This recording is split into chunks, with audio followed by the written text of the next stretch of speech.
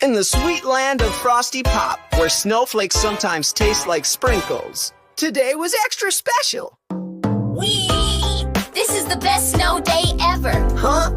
Are those jelly beans? Penny, it's a jellybean blizzard. This is bonkers. They're everywhere. Look, it's covering the ice cream cone tree. We have to find out who is making it snow jelly beans. I just wanted everyone to have fun, so I made extra jelly beans. But now, everything's a sticky mess.